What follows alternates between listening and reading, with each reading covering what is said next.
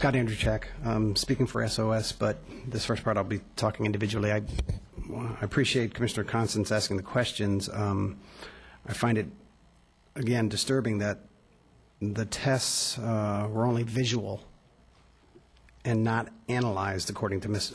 Vernon. Also, it's not just that they're cyanobacteria. The question is what kind of. Some of the cyanobacteria are not toxic. Many of them are.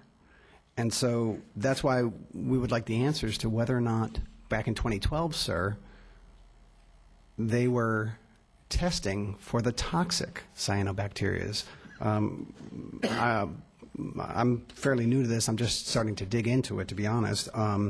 But when I read from Purdue University, multiple cyanobacteria are toxic, something in our brain should automatically say, let's test it. It should be automatic. And yet we have no... are you aware, sir? Have we tested the... from back in 2012, have we tested for the toxic cyanobacteria?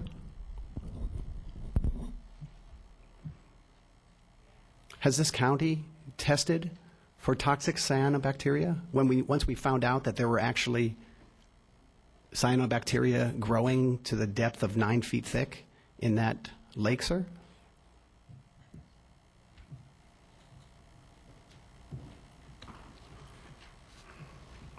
This is, again, the main problem in our county, is that that should automatically be done.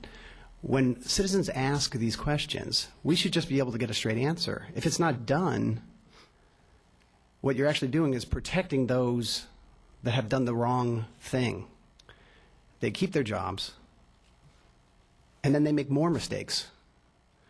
And so now, we've just approved, what is it, $370,000 for an extension that should have been done, that should never have happened.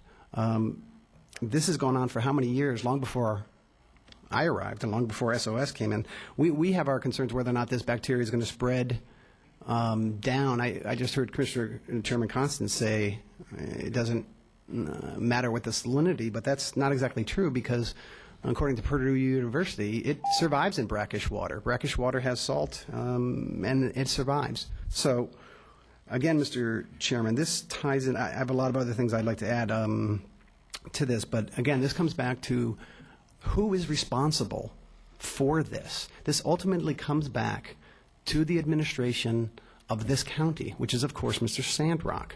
He has been in this position for 3 years. Okay, again, I have nothing personal against Mr. Sandrock. I don't even know the gentleman, but this testing should have been done 3 years ago, sir.